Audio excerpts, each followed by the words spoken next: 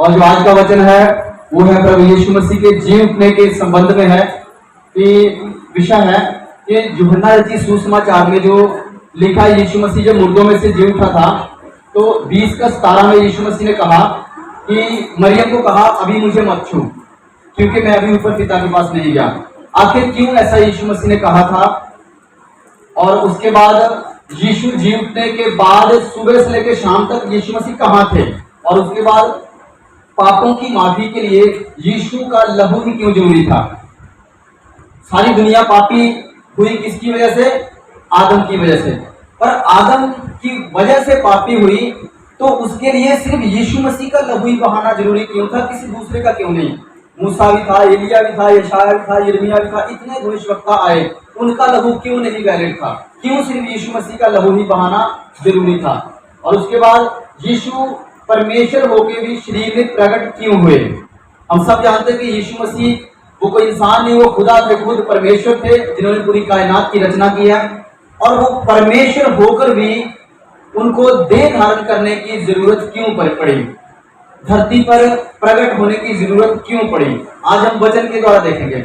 सबसे पहले हम सबसे ऊपर वाला सवाल जो उसको हम क्लियर करेंगे। यूहन्ना रचित सुसमाचार सबसे पहले निकालेंगे।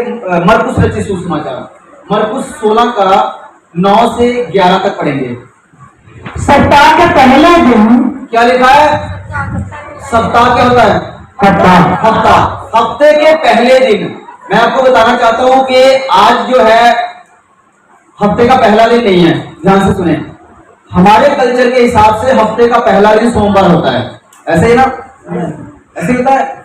सोमवार से लेकर एतवार तक। एतवार जो होता है हफ्ते का लास्ट दिन होता है हमारे कल्चर के हिसाब से।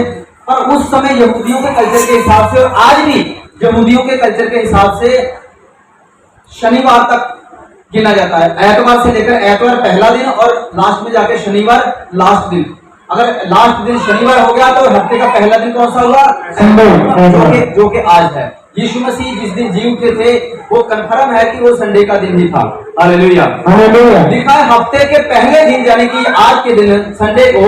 हाँ जी, सप्ताह के पहले दिन भोर होते ही वह जी उठकर पहले पहल मरियम मगदलीनी को, जिसमें से उसने 7 दुष्ट आत्माएं निकाली थी, दिखाई दिया। ये लिखा है यीशु मसीह के विषय में कि यीशु मसीह जो है वो हफ्ते के पहले दिन, यानी कि आज के दिन संडे के दिन सबसे पहले किसको दिखाई दिया? मरियम मगदलीनी को, जिसके अंदर से 7 दुष्ट आत्माएं यीशु मसीह ने निकाली थी। सबसे पहले उसको दिखाई दिया। हाँ जी, उसने जाकर यीशु के साथियों को जो शोक में डूबे हुए थे, उसने जाकर यीशु मसीह के साथियों को, उसके चेलों को, उनके मित्रों को जाकर जो शोक में डूबे हुए थे, उदास थे, विलाप कर रहे थे यीशु मसीह के कारण कि हमारा यीशु हमें छोड़कर चला गया, उसको यहूदियों ने मार डाला, रोमी साम्राज्य ने मार डाला, इसलिए वो शोक में पड़े हुए थे। उनको जाकर ये सुसमाचार सुनाया कि यीशु मसीह मुर्दों में से जी उठा है। हाँ जी, और रो रहे थे। समाचार दिया, उन्होंने ये सुनकर के वह जीवित है और उसने उसे देखा है, प्रतीति ना के। मरियम मगदलीनी ने क्या बताया कि यीशु मसीह जीवित है, मैंने उसको देखा है। तो उन्होंने क्या हुआ? विश्वास नहीं किया। उन्होंने विश्वास नहीं किया। और शायद हम लोग अगर वहां पर होते, शायद हम लोग भी विश्वास नहीं करते, क्योंकि जिस मनुष्य को देखा हो, आंखों से देखा हो कि इतनी भयानक मौत मरा, अगर कोई आकर कहे कि वो जीवित हो गया, मैंने उसको देखा है, तो शायद हम लोग उस समय विश्वास नहीं करते। Hallelujah, hallelujah. आगे वचन पढ़ेंगे। यूहन्ना रचित सुसमाचार में जाएंगे। यूहन्ना रचित सुसमाचार 20 का 11 से लेकर 18 तक पढ़ेंगे। यहाँ पर लिखा हुआ है 20 का 17। 20 के 17 में जो लिखा होगा उस बात को हम फोकस करेंगे। सबसे पहले पढ़ेंगे 20 का 11 से लेकर 18 तक। हाँ जी। परंतु मरियम रोती हुई कब्र के पास ही बाहर खड़ी रही। मरियम रोती हुई कब्र के पास बाहर ही खड़ी रही और रोते रोते कब्र की ओर झुककर 2 स्वर्गदूतों को उज्जवल कपड़े पहने हुए। लिखा है रोते रोते उसने कब्र में झुककर देखा। ध्यान से देखे कब्र कैसी थी, कैसी होती थी, आज भी वैसी है। यीशु मसीह की कब्र वो नहीं है जो आज यहाँ पर एक कब्र ऐसे खो दी जाती है। वहां पर एक रूम के समान थी, दरवाजे पे आगे फाटक होता था, पत्थर लगा था।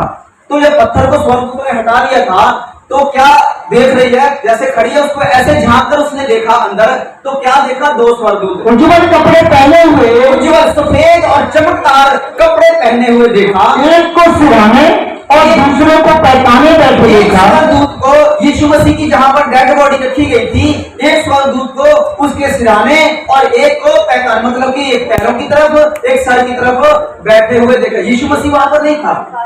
हाँ जी, आगे। जहाँ यीशु का शव रखा गया था, जहां पर यीशु मसीह का शव, उसकी डेड बॉडी, उसकी लोथ रखी गई थी, उस जगह पर उसने 2 स्वर्गदूतों को देखा। एक इस साइड बैठा था सिरहाने और एक दूसरी साइड बैठा था। उन्होंने उससे कहा, हे नारी, तू क्यों रोती है? स्वर्गदूतों ने मरियम मगदलीनी को कहा, हे नारी, तू क्यों रोती है?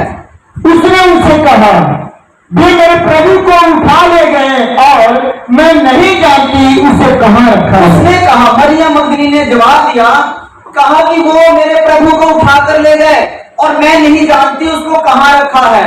एक कर वह पीछे मुड़ी, मरियम मगदलीनी ये कह के कि मेरे प्रभु को पता नहीं कौन उठा के ले गया, उसकी डेड बॉडी को, और जैसे वो पीछे मुड़ी और यीशु को खड़े देखा, उसने यीशु को खड़े देखा, पर ना पहचाना कि ये यीशु है। और उसने पहचाना नहीं कि यीशु मसीह है। उसको लगा कि ये माली है, जो वो उसको समझा कि यीशु मसीह को समझा कि माली होगा। हाँ जी। यीशु ने उससे कहा, हे नारी, क्यों रोती है? यीशु मसीह ने उससे कहा, हे नारी, तू क्यों रोती है? किसको ढूंढती है? तू किसको ढूंढ रही है? उसने माली समझकर उससे कहा, उसने माली समझ के उसको कहा, हे महाराज, हे महाराज, यदि तूने उसे उठा लिया है तो मुझे बता के उसे कहाँ रखा है। उसने कहा, हे महाराज, अगर तूने उसे उठा लिया है तो मुझे बता कि कहाँ रखा, कि मैं उसको अपने घर ले जाऊं। हालेलुया।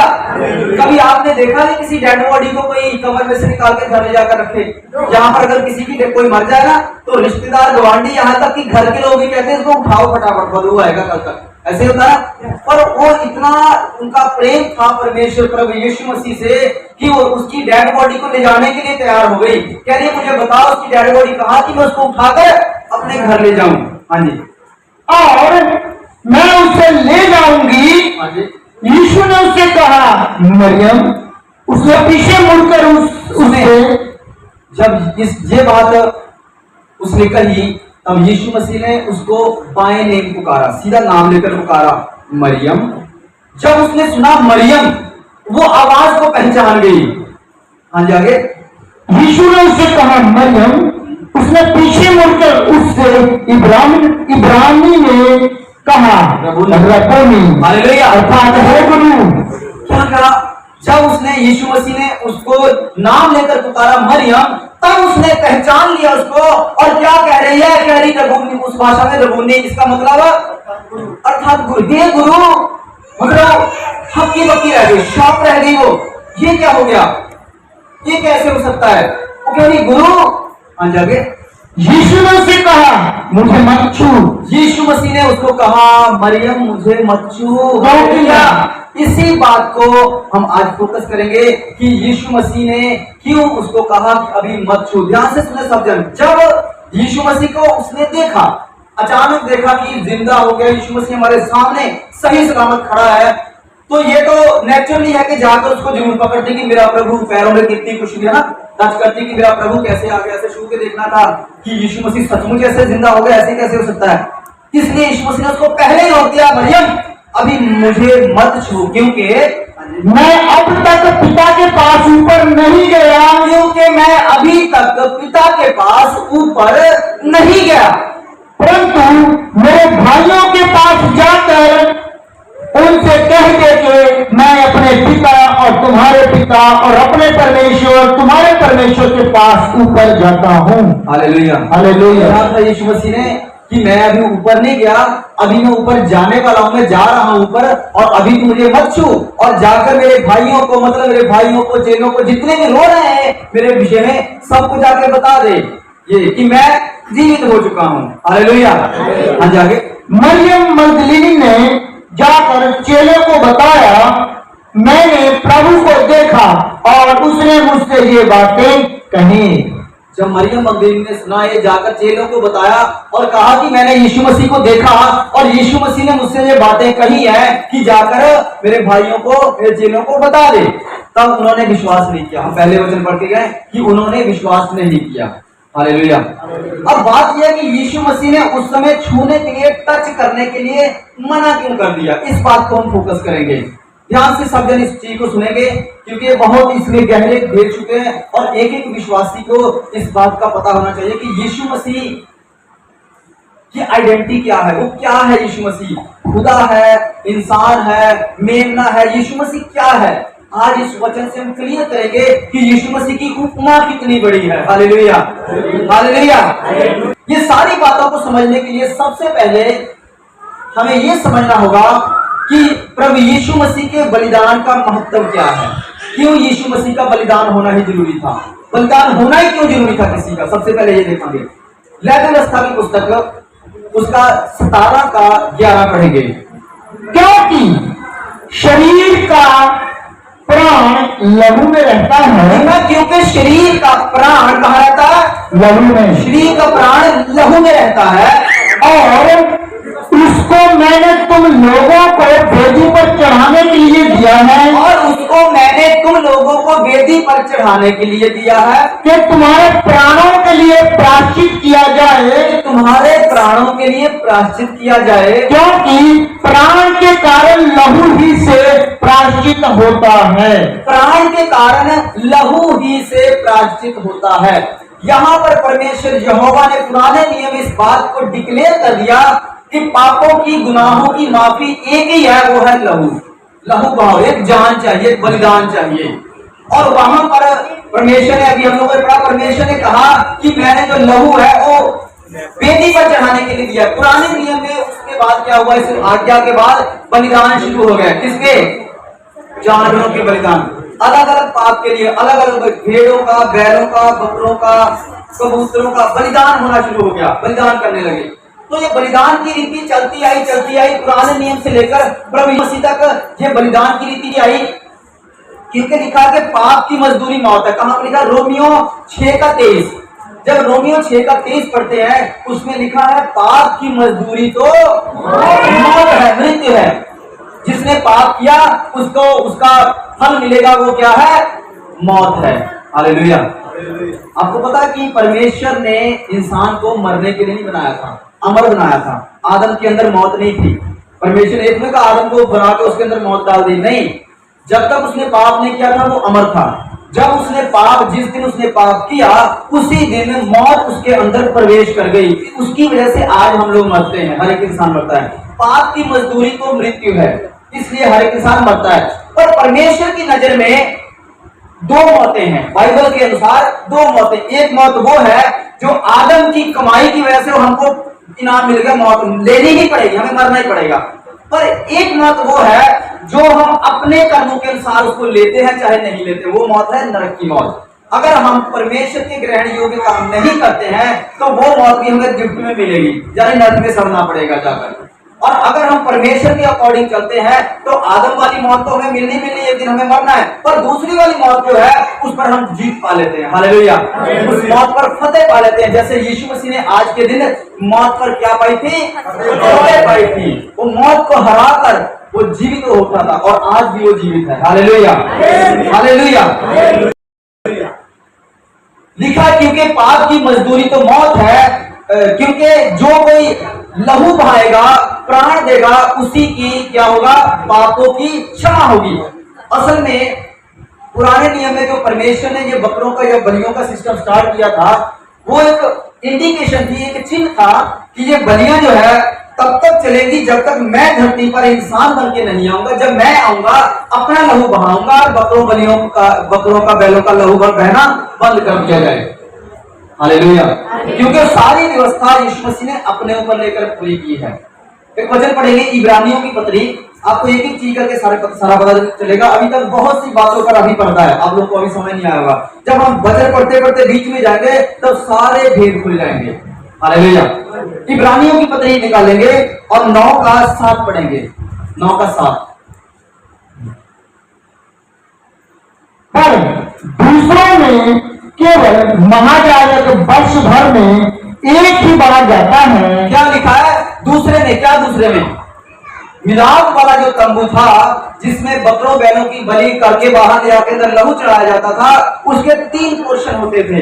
पहला पोर्शन को लिखा गया उसारा। उसारा का क्या मतलब होता है? बरांडा। एक होता था उसारा जिसको बोलते हैं बरांडा, उसको उसके बाद एक पर्दा होता था, उस पर्दे के बाद दूसरा होता था पवित्र स्थान, दूसरे पार्ट में पवित्र स्थान, और तीसरे पार्ट में होता था अति पवित्र स्थान। लिखा है कि जब जो याजक था वो जब पहले से दूसरे में जाता था, दूसरे से तीसरे में जाके वहां पर लहू चढ़ाता था। हाँ जाके पर दूसरे में केवल महायाजक वर्ष में एक ही बार जाता है। दूसरे में केवल, दूसरा मतलब दूसरा पर्दा, पहला पर्दा पार किया, दूसरी जगह पे पहुंच गया, दूसरा पर्दा पार करके तीसरी जगह पे पहुंचते थे, जहां पर जिसको अति पवित्र स्थान बोला जाता था। वहां पर जगवेदी थी, पंजाबी में जगवेदी, हिंदी में वेदी लिखा है। वहां पर वेदी थी जो मूसा ने बनाई थी, वहां पर जाके लहू का छिड़काव किया जाता था। हाँ जी, लिखा है महायाजक जो है वो साल में एक बार वहां पर जाता था। हाँ जी, और बिना लहू लिए नहीं जाता था। बिना लहू लिए नहीं, लहू लेकर जाता था अंदर। बिना लहू लिए नहीं जाता, जिसे वह अपने लिए और लोगों की भूल चूक के लिए चढ़ाता था। क्या करता था? अपने लिए और लोगों के लिए चढ़ाता था। हालेलुया। अपने लिए और लोगों के लिए जितने लेकर आते सबको काट कर और उसका थोड़ा थोड़ा ब्लड लेकर किसी चीज में और अंदर लेकर जाता था अपने लिए। वो भी इंसान था ना, महायाजक था, वो भी तो इंसान था। पहले अपने लिए पश्चाताप करता था कि परमेश्वर जो होगा मुझे बचा लेना, क्योंकि अंदर जाऊंगा अगर पाप मन में आ गया तो क्या हो जाएगा? मर जाएगा। क्योंकि वहां पर वो रूल वही था। मैं आपको बताना चाहता हूँ, मैंने बहुत बार बताया मगर आज मैं फिर से बताना चाहूंगा। जो मिलाप वाला तंबू था उसके 3 पोर्शन थे। जो पहला था उसारा, वहां पर सारे यहूदी बैठते थे, और उसके बाद जो दूसरा पोर्शन था, पहला पर्दा पार करके दूसरा पोर्शन, वहां पर जाते थे याजक लोग, और जो तीसरा पर्दा था वहां पर लास्ट में जाते थे महायाजक। अभी हम लोगों ने पढ़ा महायाजक वहां पर जाते थे ब्लड को लेकर, उस जानवरों का लेकर जाते थे, और उसके पैरों में घुंघरू बांध देते थे। घुंघरू पैरों में घुंघरू बांध देते थे, और कमर में उसके एक रस्सा बांध दिया जाता था। और जब वो अंदर जाता था, क्योंकि अंदर जाना किसी दूसरे का अलाउड नहीं था, सिर्फ महायाजक जा सकता था, और जब वो अंदर जाता था पहले पश्चाताप करके जाता था कि प्रभु मेरे मन में कोई पाप ना आए, पूरा पश्चाताप करके तब अंदर ब्लड लेकर जाता था। और ऐसे सीधा जाना अलाउड था और सीधा ही वापस आना अलाउड था। ऐसे अलाउड नहीं था कि ऐसे जाए और ऐसे घूमकर वापस चला आए, ऐसे अलाउड नहीं था। जब वो सीधा जाता था तो जो रस्सा था उसके कमर में वो बाहर लोग पकड़ के रखते थे, और अंदर जाकर वो महायाजक घुंघरू पाए होते थे, ऐसे ऐसे करता था ताकि बाहर वालों की वो आवाज सुने घुंघरू की कि बंदा जीवित है, और वो अपना काम करके वहां लहू चढ़ा के ऐसे से वापस चला जाता था। और अगर अंदर गया ऐसे कर रहा है और उसके मन में थोड़ा सा भी अगर पाप आ जाए, उसी जगह उसके प्राण निकल जाते थे। हालेलुया। फैसला ऑन द स्पॉट, उससे उसकी मौत हो जाती थी, और अंदर जाना किसी का अलाउड नहीं था। इसलिए वो जो रस्सा कमर में बांधा होता था उसको खींचते थे, खींच के डेड बॉडी को, लाश को बाहर निकाल देते थे। उसके बाद नए महायाजक की नियुक्ति की जाती थी। Hallelujah, hallelujah. समझ आ रहा सबको? आगे पढ़ेंगे। कौन सा पढ़ा? 7 पढ़ा, अब 22 पढ़ेंगे, इसका 9 का 22। सच तो यह है कि व्यवस्था के अनुसार प्राय सब वस्तुएं लहू के द्वारा शुद्ध की जाती है। व्यवस्था के अनुसार सारी चीजें लहू के द्वारा शुद्ध की जाती हैं, और बिना लहू बहाए पापों की क्षमा नहीं। यहाँ पर बात क्लियर है कि बिना लहू बहाए पापों की क्षमा नहीं। पुराने नियम से लेकर अब तक बिना लहू बहाए पापों की क्षमा नहीं। पुराने नियम में बताया कैसे जानवरों का लहू बहाया जाता था कि पापों की क्षमा हो जाए, पर इंसान नहीं सुधरा, वो फिर से पाप करता था, फिर से बलि करता था, बार बार वही काम करता था। इब्रानियों 9 का 25 से 28 तक पढ़ेंगे। ये नहीं कि वह अपने आप को बार बार चढ़ाए, जैसा कि महायाजक। क्या लिखा है? ये नहीं कि वो अपने आप को, मतलब कि यीशु मसीह के विषय में लिखा है कि ऐसा नहीं है कि यीशु मसीह अपने आप को बार बार आ गया आपके लिए क्रूसीफाई होगा, वो बार बार नहीं आएगा। जैसा कि महायाजक लिखा हर साल जाते थे, महायाजक पश्चाताप करने के लिए जानवरों के लहू को लेकर हर साल जाते थे मिलाप वाले तंबू के अंदर लहू चढ़ाने के लिए। पर लिखा कि यीशु मसीह ऐसा नहीं करेगा। आगे ये नहीं कि वह अपने आप को बार बार चढ़ाए, जैसा कि महायाजक प्रति वर्ष दूसरे का लहू लिए पवित्र स्थान में प्रवेश किया करता है। महायाजक हर साल दूसरे का मतलब दूसरे जानवरों का लहू लेकर हर साल उस मिलाप वाले तंबू में प्रवेश करता था। आगे नहीं तो जगत कोई उत्पत्ति से लेकर उसको बार बार दुख उठाना पड़ता, नहीं तो यीशु मसीह को बार बार दुख उठाना पड़ता। हालेलुया। हालेलुया। मैं आपको बताना चाहता हूँ, इस बात से बात क्लियर हो रही है कि एक लहू बहाया एक युग के लिए वैलिड था और एक युग जो है वो 2000 साल का होता है। पहला युग आदम से स्टार्ट हुआ, अब्राहम तक खत्म हुआ, क्योंकि जितने भी परमेश्वर ने रूल एंड रेगुलेशन बनाए वो 2000 साल तक वैलिड थे। पुराने नियम में आदम से लेकर अब्राहम तक, अब्राहम से लेकर यीशु मसीह तक दूसरा युग था। पर अब युग के अंत में वह एक ही बार प्रकट हुआ। युग के अंत में वो एक ही बार प्रकट हुआ। अगर यीशु मसीह आज से 4000 साल पहले आ जाता तो 2000 साल जैसे खत्म होता, यीशु मसीह का लहू बहाए की वैलिडिटी जो है पूरी हुई थी। हालेलुया।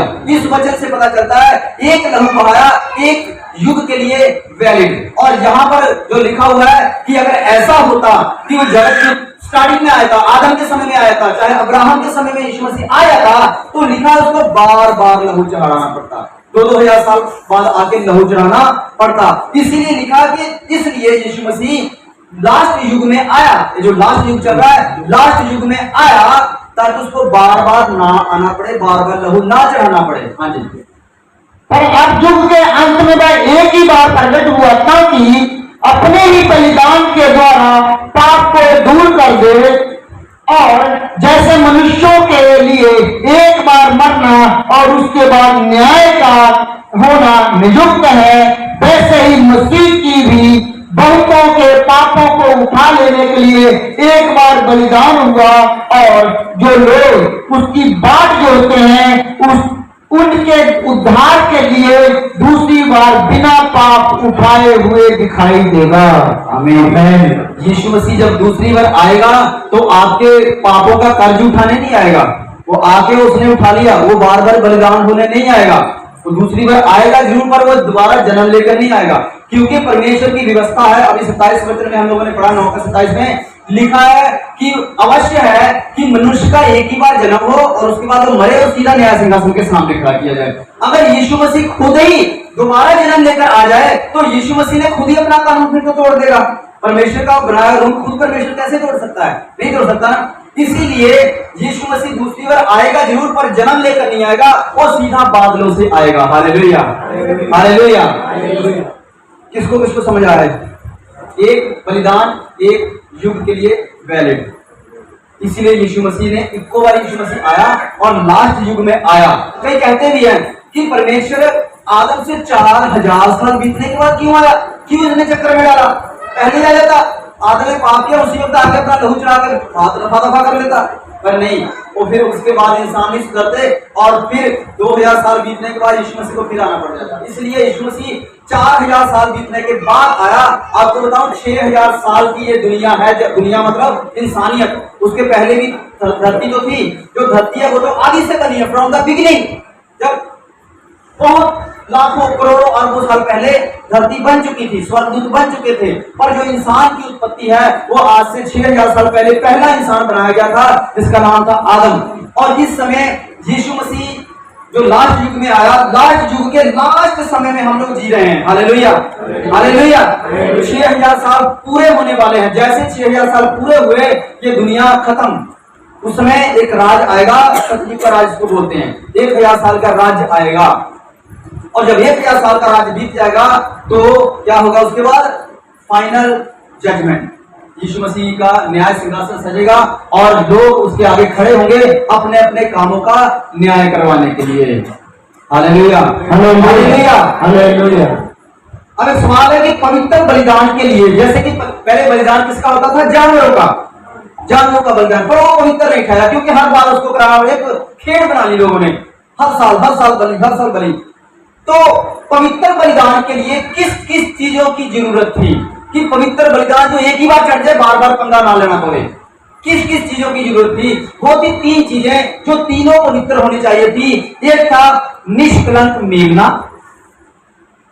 दूसरा था निष्कलंक महायाजक जो चढ़ाने वाला, बलिदान चढ़ाने वाला, खून चढ़ाने वाला वहां निष्कलंक महायाजक। क्योंकि अभी हम लोगों ने पढ़ा कि जो पुराने नियम में जो चल रहा था सिस्टम, जो महायाजक थे पहले वो अपने लिए पश्चाताप करते थे, क्योंकि वो भी तो इंसान थे ना। तो इंसान तो सारे पापी हैं, जितने आदम के वंश से पैदा हुए वो सारे पापी गिने गए हैं, क्योंकि आदम का ब्लड उसके अंदर है, आदम का डीएनए उसके अंदर है, हम सब के अंदर आदम का डीएनए पाया जाता है। तो सारे इंसान तो पापी है। तो एक निष्कलंक महायाजक कहां से आए? हालेलुया। एक चाहिए था निष्कलंक मेमना, एक चाहिए था निष्कलंक महायाजक, और एक चाहिए था पवित्र और सच्ची वेदी जो हाथों की बनाई हुई ना हो। हालेलुया। जो वेदी मूसा ने बनाई थी वो मूसा ने अपने हाथों से बनाई थी। और कैसे बनाई थी? परमेश्वर यहोवा ने कहा जो नमूना मैंने तुझे पर्वत पे दिखाया उसको देखकर उसके जैसा बना। वो थी उसके हाथों की बनी हुई वेदी। पर एक पवित्र वेदी चाहिए थी जो हाथों की बनी हुई ना हो। Hallelujah, hallelujah, hallelujah. इब्रानियों की पत्री जो आज हम जो स्टडी कर रहे हैं, इब्रानियों की पत्री जो है इसको कहा जाता है यीशु मसीह की क्रूस की कथा। इसमें सारा कुछ बताया गया कि यीशु मसीह क्यों आया, किस लिए आया, उसने खून अपना लिया, कहां चढ़ाया, सारी चीजें हम इस चीज से सीख रहे हैं इब्रानियों से। इब्रानियों की पत्री 10 का 1 से 4 तक पढ़ेंगे। क्योंकि व्यवस्था जिसमें आने वाली अच्छी वस्तुओं का प्रतिबिंब है, पर उनका असली स्वरूप नहीं। लिखा है जो व्यवस्था थी ना पुराने नियम में, वो सारी व्यवस्था आने वाली असली वस्तुओं का एक प्रतिबिंब था। प्रतिबिंब क्या होता है? फोटोकॉपी, मतलब परछाई। जितने भी पुराने नियम में वस्तुएं, चाहे वो मिलाप वाला तंबू हो, चाहे वेदी हो, चाहे जो कुछ भी हो, वो सारी चीजें जो है वो लिखा है असली चीज की एक प्रतिबिंब, एक छाया थी, एक कॉपी थी। हाँ जी आगे।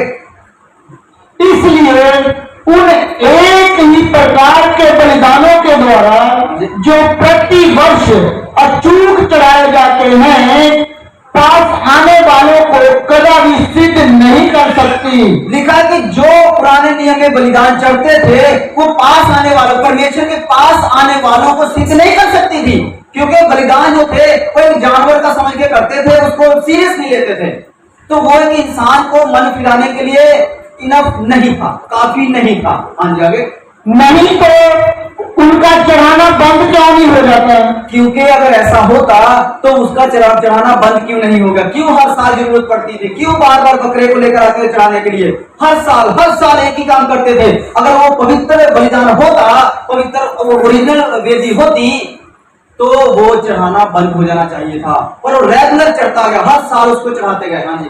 इसलिए जब सेवा करने वाले एक ही बार शुद्ध हो जाते तो फिर उनका विवेक उन्हें पापी न ठहराता। अगर वेदी पर सेवा करने वाले, चाहे जो लहू लेकर आते थे, बकरा लेकर आते थे, अगर एक ही बार वो शुद्ध हो जाते तो बार बार उसका विवेक उसको पाप में नहीं गिराता और बार बार उसको ब्लड चढ़ाने की जरूरत नहीं पड़ती। हाँ जी। परंतु उनके द्वारा प्रति वर्ष पापों का स्मरण हुआ जाता है, परंतु उनके द्वारा हर साल पापों को याद किया जाता कि मैंने पाप किया, प्रभु मुझे माफ करे, ये लो बलिदान चढ़ा लो हर साल। हाँ जी। क्योंकि यह अनहोना है कि बैलों और बकरों का लहू पापों को दूर करे।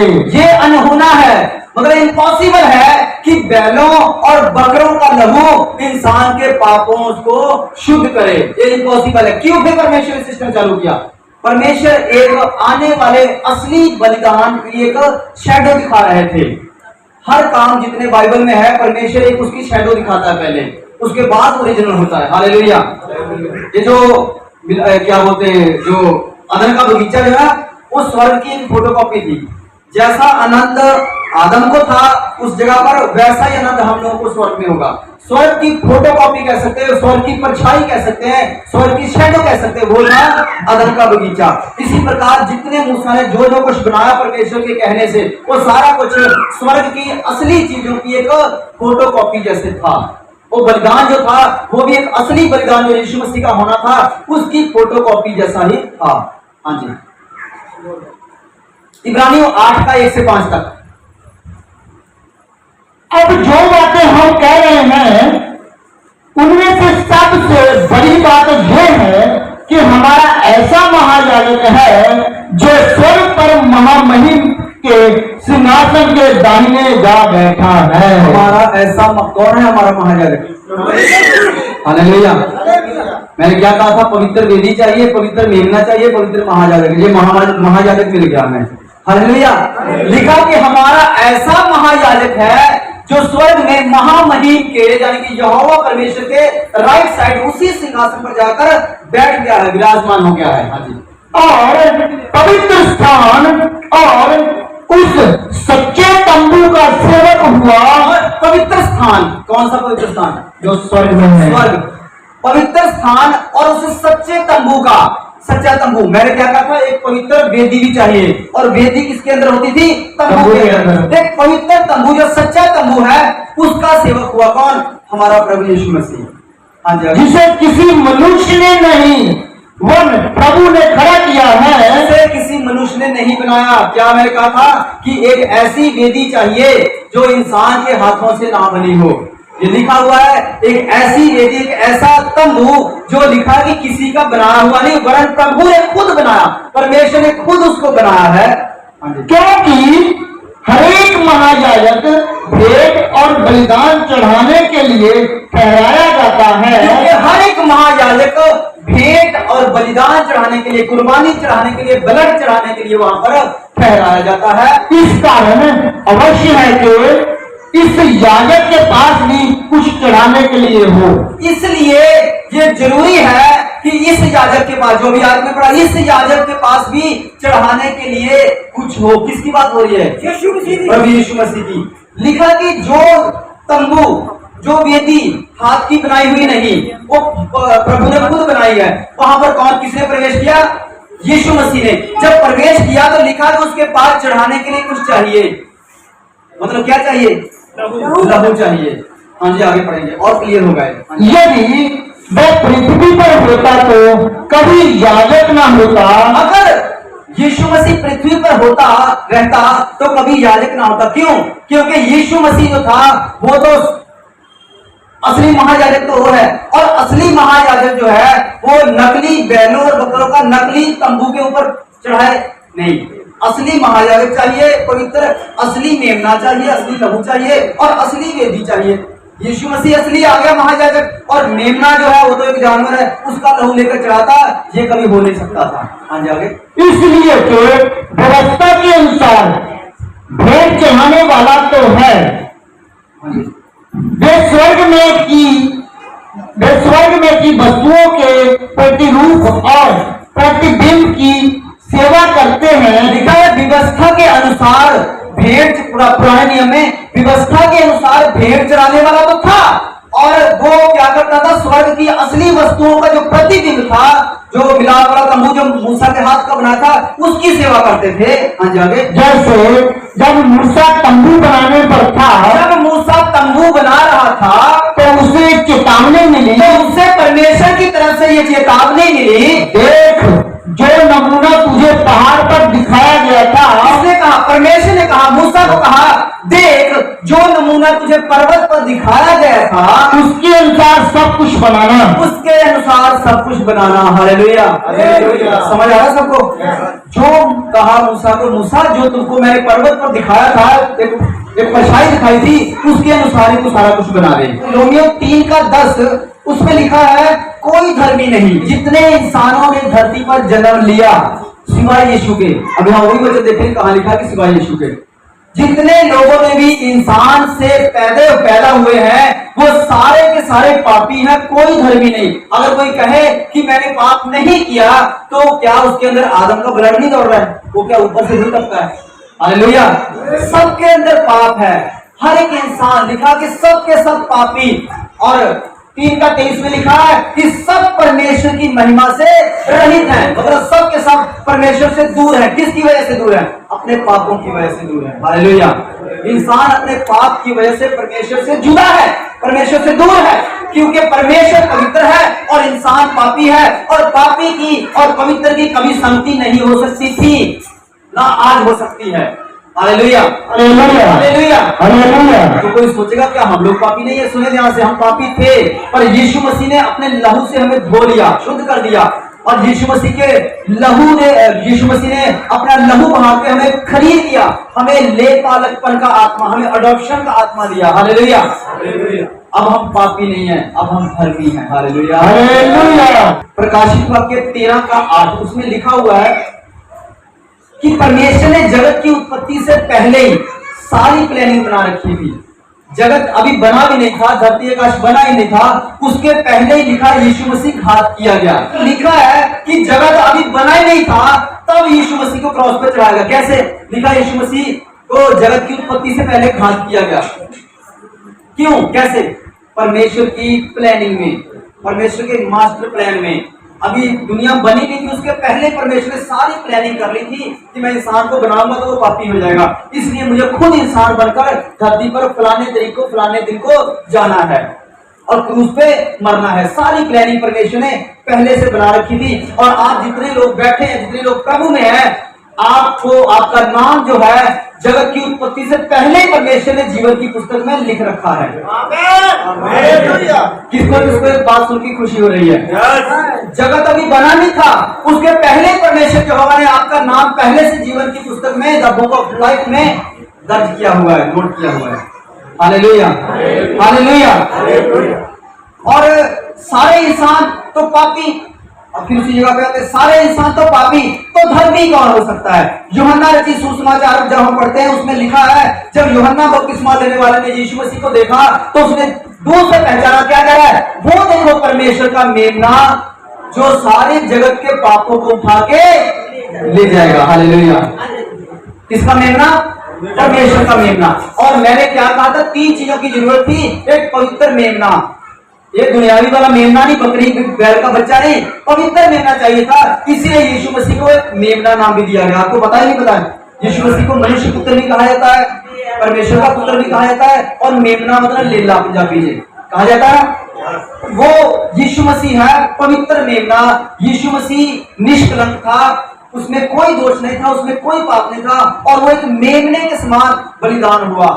यीशु मसीह जब पैदा हुए कहाँ रखा गया था? उसको चरनी में रखा गया। क्या इंसान के बच्चे को चरनी में रखा जाता है? सारा कुछ एक मेमने जैसा उसके ऊपर बीता। पैदा कहाँ पर हुआ? किस जगह? क्या था वो?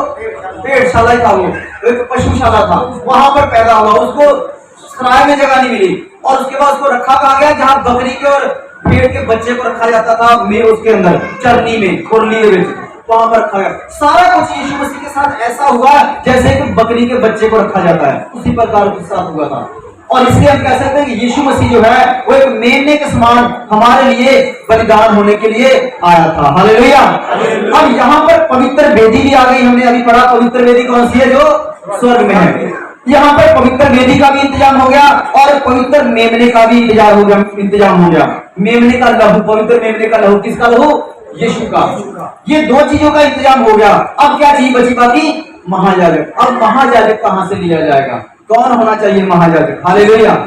पढ़ेंगे वचन के अनुसार, पढ़ेंगे कि यीशु मसीह क्यों। पढ़ेंगे इब्रानियों 5:1। क्योंकि हरेक महायाजक मनुष्यों में से लिया जाता है। ये बात तो कन्फर्म है कि जो महायाजक है वो मनुष्य होना चाहिए। हालेलुया। वो स्वर्गदूत नहीं होना चाहिए। ध्यान से सुने, सब देखिए।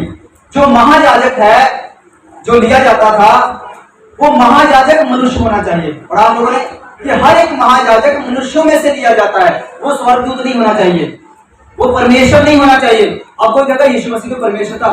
यीशु मसीह 100% परमेश्वर था और 100% मनुष्य भी था। 100% मनुष्य बन के आया यीशु मसीह। जिस समय यीशु मसीह क्रूस पर मारा जा रहा था, उस समय यीशु मसीह अपनी पावर्स का यूज नहीं कर रहा था वहां पर, नहीं तो यीशु मसीह को कोई मार नहीं सकता था। यूहन्ना रचित सुसमाचार में ही लिखा है, यीशु मसीह ने कहा कि मुझे कोई मार नहीं सकता, मैं खुद अपने प्राण देता हूं ताकि फिर उसे वापस ले लूं, क्योंकि मेरे पास प्राण देने का और उसे वापस लेने का भी अधिकार है। हालेलुया। है किसी मनुष्य के पास ये अधिकार नहीं है। और यहाँ पर लिखा है कि जो महायाजक है वो एक मनुष्य होना चाहिए, वो स्वर्गदूत नहीं होना चाहिए, वो कोई जानवर नहीं होना चाहिए, वो परमेश्वर भी नहीं होना चाहिए, वो एक मनुष्य होना चाहिए।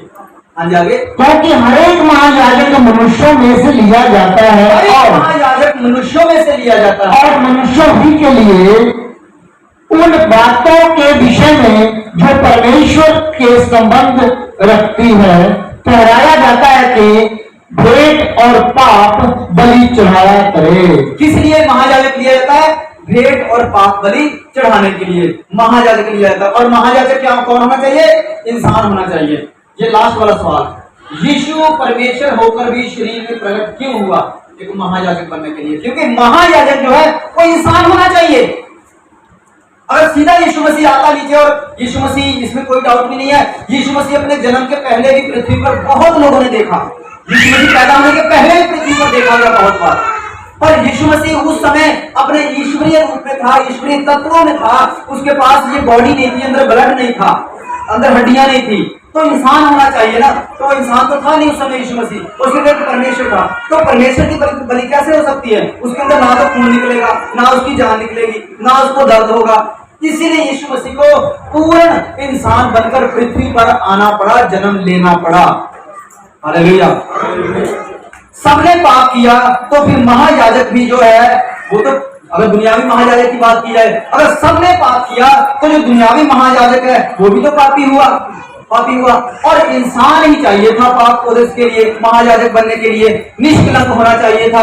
मतलब कि आदम की संतान नहीं होना चाहिए था, सीधे शब्दों में, क्योंकि जितनों ने आदम से जन्म लिया, आदम का डीएनए जिसके अंदर है, वो सारी दुनिया सब के सब पापी हैं। एक ऐसा महायाजक चाहिए था जो हो भी इंसान, पर उसके अंदर आदम का खून भी ना हो। एक और तरीका था, पर वो तरीका कामयाब नहीं होगा। कौन सा तरीका था? अगर यीशु मसीह मनुष्य के पेट से, मतलब कि मरियम के पेट से जन्म ना लेता, दोबारा एक मिट्टी से बना दिया जाता, एक और आदम बना दिया जाता, उसकी भी तो बलि हो सकती थी ना? नहीं हो सकती थी। क्यों? क्योंकि वो तो दूसरी सृष्टि बन जाता। पहली क्रिएशन आदम था, आदम ने पाप किया, तो आदम के वंश में से कोई बलिदान दे तो जाके पापों की माफी होती है। आदम को बना लिया, उसकी पीढ़ी अलग, एक दूसरे आदम को अगर मिट्टी से बना दिया जाए, उस आदम की क्या गलती इसमें? उसको और ही लाइन चली जाती दूसरी, समझ आया सबको? वो पहली लाइन जो थी, उसका बेटा, उसका बेटा, उसका बेटा, उसी में से किसी को मरना जरूरी था। इसलिए ऐसे नहीं हो सकता था कि मिट्टी का एक और आदम बना दिया जाए, उसको चिपका के बस बलि दे दीजिए, बात खत्म। ऐसे भी नहीं हो सकता था, ये फार्मूला में फेल था। Hallelujah, hallelujah. एक सवाल, अगर यीशु मसीह जो है वो आदम के वंश में से भी नहीं था और दूसरी सृष्टि भी नहीं था, तो पैदा कैसे हुआ? किसके गर्भ से पैदा हुआ? मरियम के। तो मरियम तो आदम की संतान थी। मरियम अगर आदम की संतान थी तो मरियम के अंदर तो पाप था। मरियम को कहा गया इस पूरी दुनिया में सबसे पवित्र स्त्री कहा गया है, क्योंकि उसने कोई पाप नहीं कभी किया था। परंतु उसके अंदर जो खून दौड़ रहा है वो तो पापी था ना, खून तो पापी था ना। अब जो छोटा बच्चा है, अभी बिल्कुल छोटा, अभी पैदा हुआ, क्या उसको वो पापी होता है? क्या वो पापी है? वो पापी होता नहीं, पर जो उसके अंदर ब्लड है वो पापी हो रहा है, क्योंकि आदम का खून उसके अंदर भी है। इसलिए सारे इंसान जो है वो पापी ही गिने जाते हैं। जैसे जैसे वो बड़ा होता है, उसके अंदर आदम का ब्लड जो है वो जो मैच्योर होता है, अपने आप उसको भले और बुरे का ज्ञान होता है। कोई समझाता थोड़ी बच्चों को, गालियां देना कोई बताता है बच्चों को, गुस्सा करना कोई बताता है? जैसे जैसे बच्चा बड़ा होता है उसके अंदर गुस्सा आता है। कहां से आता है? चोरी करना अपने आप ही आता है, झूठ बोलना अपने आप ही आता है। कौन सिखाता है? कोई भी नहीं। यही आदम का पाप है, आदम के ब्लड का मतलब असर है। आदम के ब्लड के का असर जो है वो धीरे धीरे जब मैच्योर होता है तो उसके ऊपर अपना रंग चढ़ाना शुरू कर देता है। पर अगर बात की जाए यीशु मसीह की, तो यीशु मसीह भी मरियम के गर्भ से पैदा हुआ था, तो वो आदम की संतान क्यों नहीं था? ध्यान से सुने इस बात को, क्योंकि वंश जो हम सब इतना तो पढ़े हैं कि जो वंश है वो आदमी का गिना जाता है, औरत का नहीं गिना जाता है। आपने कभी देखा, आपके सबके बच्चे जो स्कूल में पढ़ते हैं, स्कूल में जो नाम लिखा जाता है, फादर ऑफ लिखा जाता है कि मदर ऑफ लिखा जाता है? कभी देखा कहीं मदर ऑफ लिखा?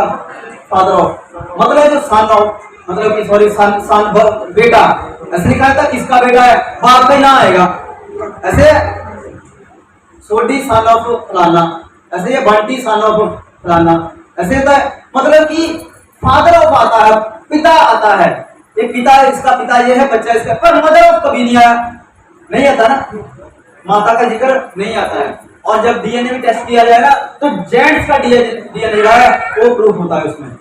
Hallelujah, hallelujah.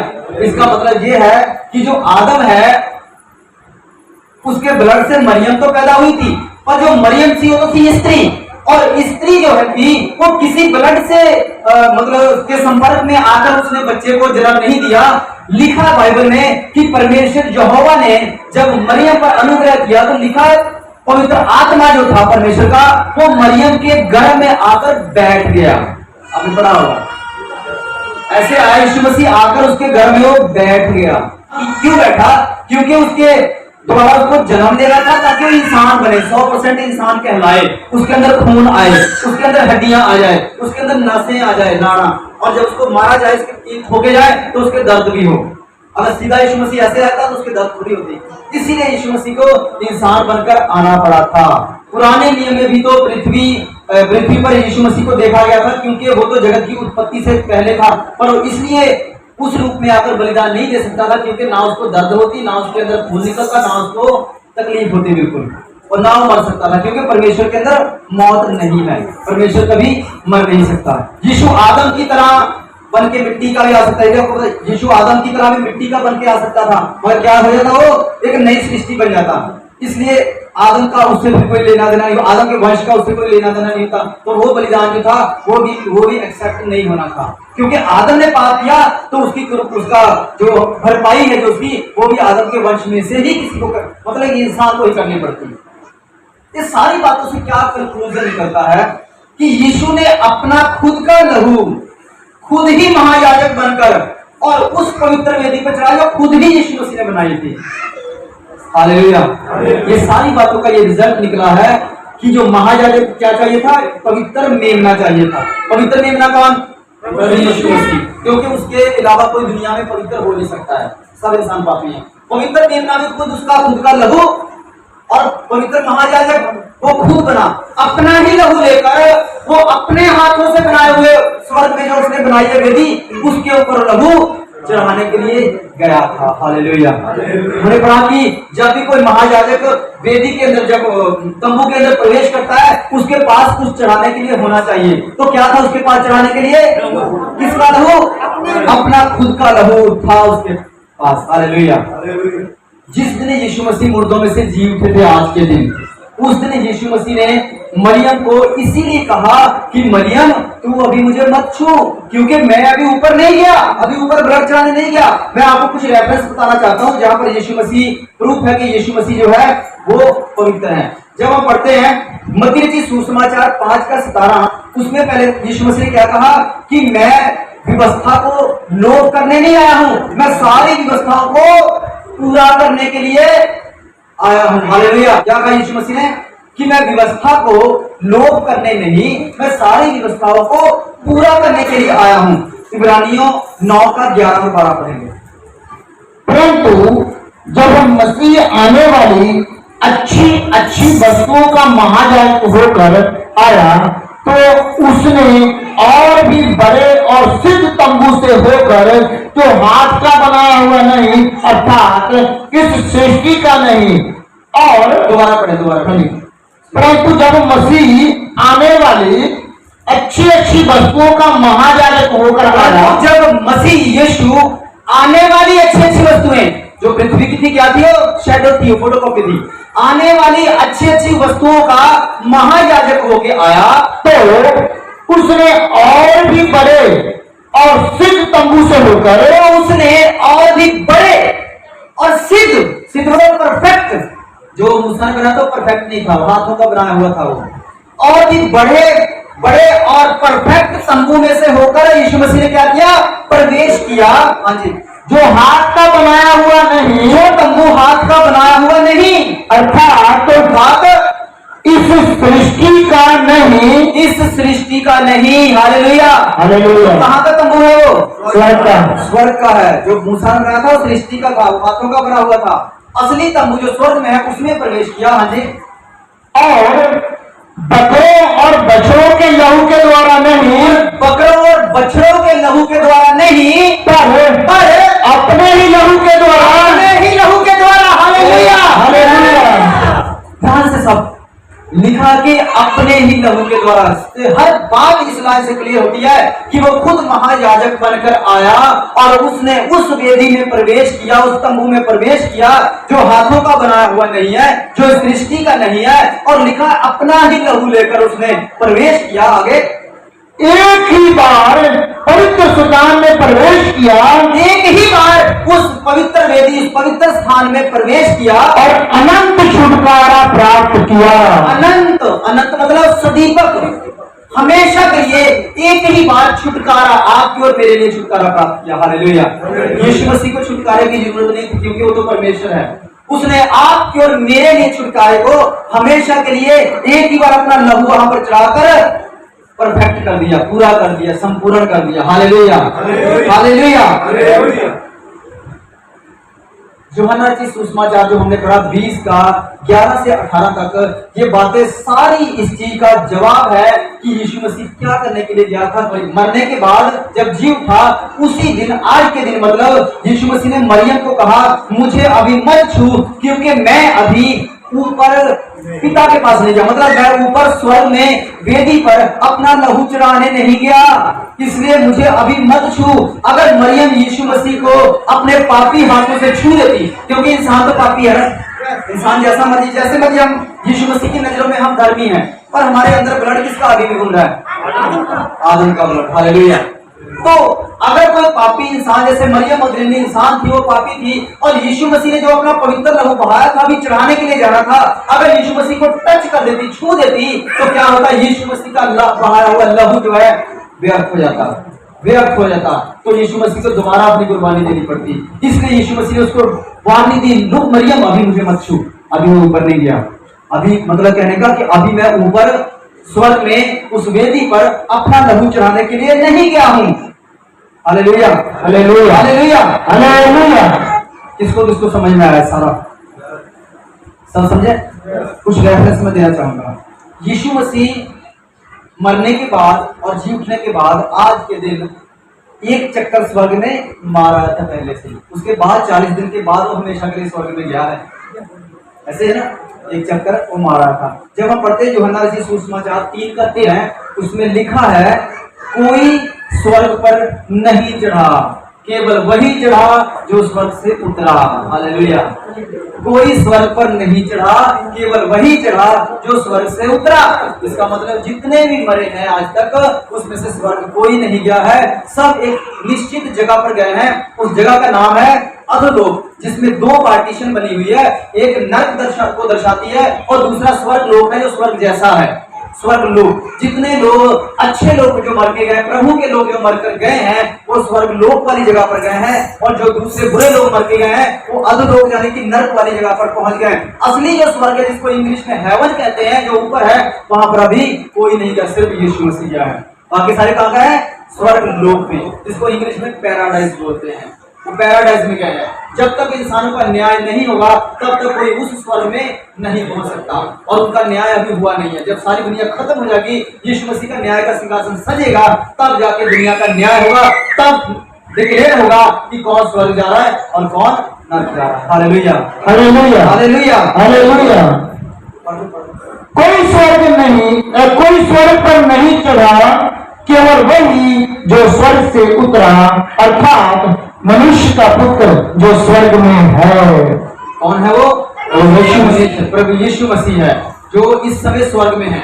ये जो यूहन्ना रचित सुसमाचार हमने पढ़ा, ये यीशु मसीह के जाने के लगभग 20-25 साल के बाद ये यूहन्ना रचित सुसमाचार लिखा गया है। और उस समय लिखने वाले ने, यूहन्ना ने कहा कि जो स्वर्ग में है, प्रेजेंट टाइम में जो स्वर्ग में है, उसमें यीशु मसीह क्योंकि उठाया जा चुका था, और आज भी यीशु मसीह स्वर्ग में है। बाकी स्वर्गदूत रहते हैं, जितने लोग मरे हैं वो स्वर्ग में अभी तक कोई नहीं गया है। बहुत से लोग कहेंगे एलिया कहाँ गया, वो तो ऊपर उठा लिया गया। ये अलग थ्योरी है, ये मैं आज इसको कंफर्म नहीं बता पाऊंगा क्योंकि टाइम हो चुका है। हालेलुया।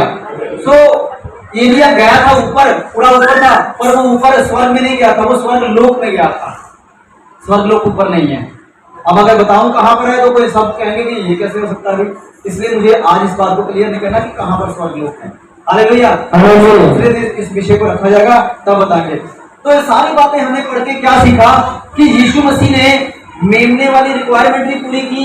यीशु मसीह ने पवित्र वेदी जो अपने हाथ में, वही रिक्वायरमेंट यीशु मसीह ने पूरी की। और महायाजक वाली रिक्वायरमेंट जो है, वो भी जरूरत जो है, वो भी यीशु मसीह ने खुद ही पूरी की, क्योंकि यीशु मसीह के अंदर कोई भी पाप नहीं था, पाप से बिल्कुल अज्ञात था, बिल्कुल अनजान था। रेफरेंस देता हूं, यूहन्ना रचित सुसमाचार जब 8:46 पढ़ते हैं, उसमें लिखा है, यीशु मसीह ने कहा, कौन मुझे पापी ठहरा सकता है? कोई भी नहीं। हालेलुया। दूसरा कुरिन्थियों 5:21 में लिखा है, वो पाप से अज्ञात था, अर्थात पाप का उससे कोई नाता नहीं था, पाप का उससे कोई रिश्ता नहीं था। जब पहला यूहन्ना 3:5 उसमें पढ़ते हैं, उसके स्वभाव में कोई पाप नहीं था। यीशु मसीह के स्वभाव में कोई भी पाप नहीं था। जब पहला पत्रस 2:22 पढ़ते हैं, उसमें लिखा है, ना तो उसने कोई पाप किया और ना उसके मुंह से कोई छल की बात निकली, इसलिए वो पवित्र था, वो अति पवित्र था। Hallelujah, hallelujah. इब्रानियों 7:26 पढ़ेंगे। अब तो ऐसा ही महायाजक हमारे योग था, ऐसा ही महायाजक, मतलब यीशु मसीह जैसा ही महायाजक हमारे योग था। वो इंसान महायाजक होता है, एक नॉर्मल इंसान, वो हमारे योग नहीं था, क्योंकि इंसान जो है इस शरीर को लेकर, इस ब्लड को लेकर स्वर्ग में नहीं जा सकता, क्योंकि आदम का ब्लड है, वो पापी है, पाप स्वर्ग में नहीं जा सकता। हालेलुया। क्योंकि स्वर्ग में पहले ही, और लूसीफर ने क्या कर दिया था, गड़बड़ कर दी थी, उसको उठाकर फेंक दिया था नीचे। अभी दोबारा थोड़ी वहां पर गंद पड़ेगा, दोबारा थोड़ी पाप जा सकेगा वहां पर। इसलिए क्या हुआ, पढ़ेंगे। अब ऐसा ही महायाजक हमारे योग था, ऐसा ही महायाजक हमारे योग्य था, जो पवित्र और निष्कपट और निष्कपट और निर्मल और निर्मल और पापियों से अलग और स्वर्ग से भी ऊंचा किया हुआ है। Hallelujah, hallelujah. यीशु मसीह, उसकी हमारी पहचान देती है यीशु मसीह की, कितनी बड़ी उपमा है उसकी, कितनी बड़ी वैल्यू, स्वर्ग से भी ऊंचा। हमारा यीशु मसीह स्वर्ग से भी ऊंचा किया गया। हालेलुया। उन महायाजक के समान उसे अवश्य नहीं कि प्रतिदिन पहले अपने पापों और फिर हमारे प्रभु यीशु मसीह को ये नहीं जरूरी था कि पहले अपने लिए पश्चाताप कर, लोगों के पापों के लिए, फिर लोगों के पापों के लिए बलिदान चढ़ाओ। Hallelujah, hallelujah. यीशु मसीह की नहीं जरूरत थी कि पहले अपने लिए पश्चाताप करता, फिर लोगों के लिए जाकर बलिदान चढ़ाता, क्योंकि यीशु मसीह ऑलरेडी पवित्र था। वो सिर्फ अपने लहू को लेकर गया, उसने स्वर्ग की वेदी पर ऐसे चढ़ा दिया, एक ही बार में चढ़ा के सारा कुछ फिनिश कर दिया, क्योंकि उसने अपने आप को बलिदान चढ़ाकर उसे एक ही बार में पूरा कर दिया। क्योंकि उसने अपने आप का बलिदान चढ़ा, सारे सवाल क्लियर हो गया, क्योंकि उसने अपने आप का बलिदान देकर, अपना ही लहू चढ़ाकर एक ही बार सारा कुछ पूरा कर दिया। बोले आमीन। सुने ध्यान से बात, यीशु मसीह के इस काम में, यानी कि यीशु मसीह आया क्या करने धरती पर? मजे करने आया था? क्या करने आया था? अपनी जान देने के लिए, अपनी कुर्बानी देने के लिए, अपना लहू बहाने के लिए आया था। और इस बात में एक बंदा था जो उसको 2 बार रुकावट पैदा कर चुका था। पता कौन था वो?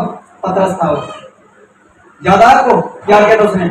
जब यीशु मसीह अपने विषय बता रहे थे कि अवश्य है ये मनुष्य पुत्र पापियों के हाथ से मारा जाए और गाड़ा जाए और तीसरे दिन मुर्दों में से जी उठे, पतरस ने कहा, परमेश्वर ना करे कभी तेरे साथ ऐसा हो, रुकावट। तो क्या कहा यीशु मसीह ने? शैतान उससे दूर हो जाता। मतलब मैं जिस काम के लिए आया तो उसमें रुकावट पैदा कर रहा है, मैं मरने के लिए तो आया हूं।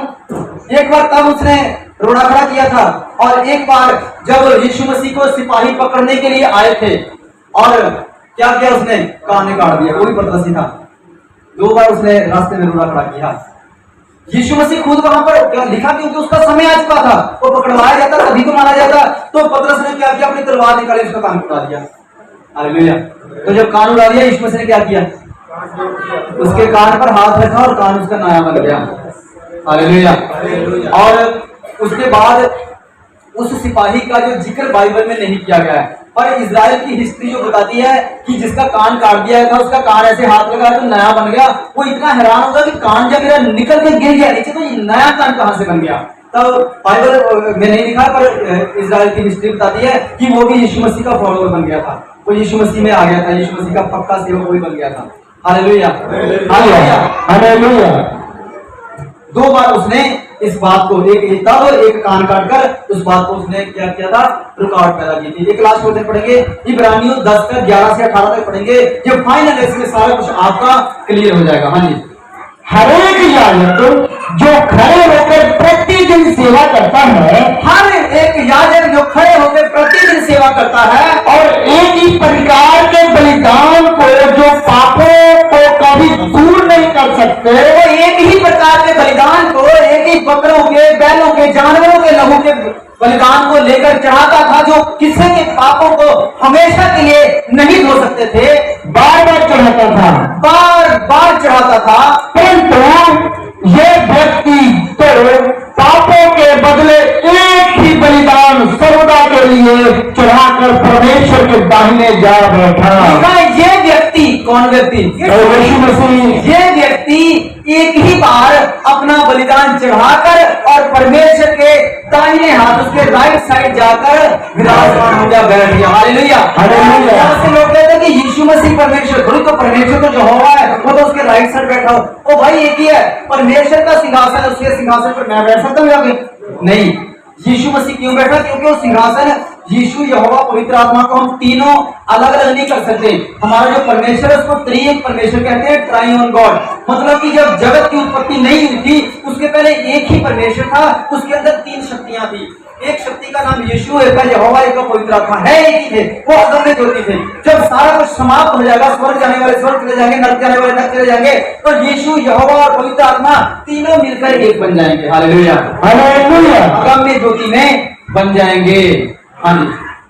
और उसी समय से उसको बात जो रहा है कि उसके बैरी उसके पांव के नीचे की पीढ़ी बने। लिखा कि जब यीशु मसीह ने अपने लहू को बलिदान करके चढ़ा दिया, तब से यीशु मसीह बाढ़ जो रहा, वो आपका इंतजार कर रहा है। हालेलुया, वो इंतजार कर रहा है कि कब उसका बैरी शैतान जो है वो पैरों की चौकी बन जाए। परमेश्वर चाहता है कि जो शैतान वो हमेशा के लिए पैरों की चौकी बन जाए, मतलब हमेशा के लिए वो नरक में डाल दिया जाए। और वो समय का परमेश्वर इंतजार कर रहा है, और वो आपके और हमारे हाथ में वो समय कि कितनी जल्दी हम यीशु मसीह का सुसमाचार लोगों तक पहुंचाएं, लोग अपना पश्चाताप करके अपने पापों से मन फिराएं, प्रभु में आए, और परमेश्वर के वहां स्वर्ग राज्य में जितने लोगों की वहां पर रिक्वायरमेंट है वो सारी पूरी हो जाए, और यीशु मसीह आ जाए और शैतान को उठाकर नरक में फेंक दिया जाए।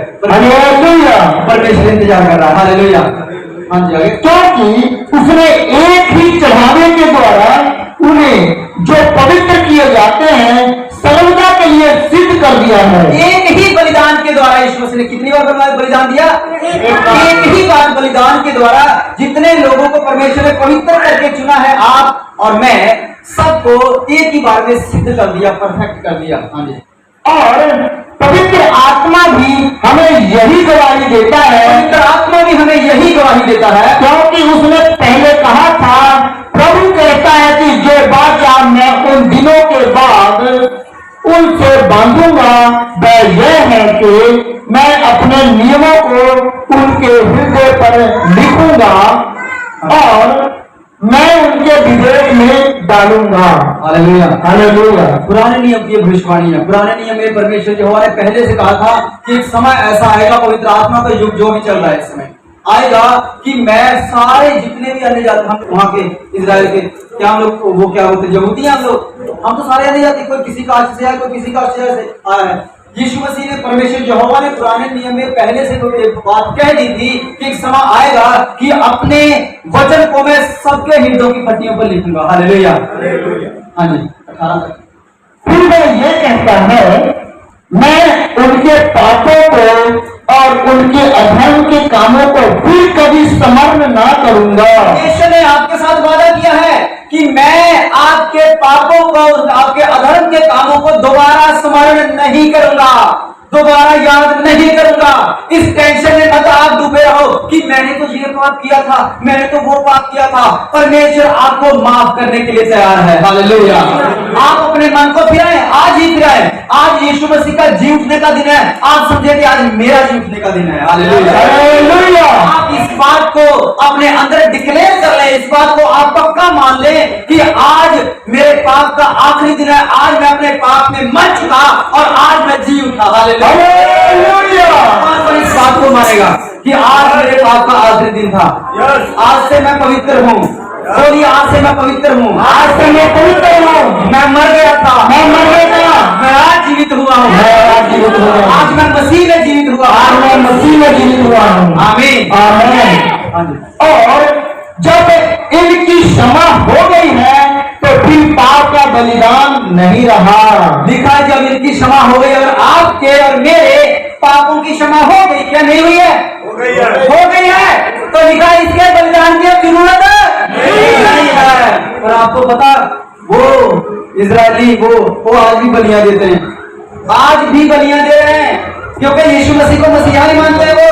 इसलिए यीशु मसीह का जो आगे है पीछे कर दिए जाएंगे, जो पीछे है आप और मेरे जैसे जो है हम आगे निकल जाएंगे। Hallelujah, hallelujah. तो आज भी बलियां देते हैं, वहां पर जाकर देखो, आज भी उनकी बलियां चल रही हैं। Thank you Lord Jesus. किसको इसको समझ में आया? प्रभु को पता था कि इन बलियों से कोई लाभ नहीं होगा, फिर भी प्रभु यीशु मसीह ने एक नमूना दिखाने के लिए पुराने नियम में बैलों और बकरों के बलिदान का सिस्टम शुरू किया था, ताकि मैं अपना बलिदान एक ही बार देके सारा कुछ पूरा कर दूं और दोबारा बलियों की जरूरत ना पड़े। और आज प्रभु यीशु मसीह ने वो वादा पूरा कर दिया है। हालेलुया। यीशु मसीह ने अपना वादा पूरा कर दिया है। बोले आमीन। Hallelujah, hallelujah. कितने लोगों को वचन समझ में आया? सारी बातें क्यों यीशु मसीह ने कहा मरियम को अभी मुझे मत छू, क्योंकि पापी थी मरियम, अगर यीशु मसीह को टच कर देती तो यीशु मसीह का लहू बहाना व्यर्थ होता, फिर उसको दोबारा लहू बहाना पड़ता। इसलिए उसने कहा अभी मत छू। सुबह का वक्त था, तड़के सुबह उसको मना कर दिया। यीशु मसीह मरियम को कहकर उसको भेज दिया, तू जा चेलों को बता। और चेलों को बताने चलेगी। यीशु मसीह ऊपर उठ गया और जाकर वो पवित्र वेदी में उसने अपना लहू चढ़ाया। जब वापस उतरा तो उस जगह पर नहीं उतरा, कहां उतरा? सीधा गलील में। क्योंकि यीशु मसीह जब अभी क्रूसीफाई नहीं हुआ था तो यीशु मसीह ने कहा था कि मैं जब मर जाऊंगा और मुर्दों में से जी उठूंगा तो मैं सीधे तुमको गलील में मिलूंगा। परमेश्वर का धन्यवाद हो। पापों की माफी के लिए यीशु मसीह का लहू ही क्यों जरूरत था? क्योंकि वो पवित्र था, उसके अलावा कोई पवित्र नहीं है। जानवरों का लहू वैलिड नहीं था, उस स्वर्ग में नहीं लेकर जा सकते थे, इसलिए सारी व्यवस्था यीशु मसीह ने खुद पूरी की। यीशु मसीह परमेश्वर होकर भी आपके और मेरे पापों को अपने ऊपर उठाने के लिए 100% मनुष्य बनकर आया। सब बोले हालेलुया, हालेलुया, हालेलुया, हालेलुया। सबको जय मसीह की। God bless you. एक बार जोर से तारीफ करके।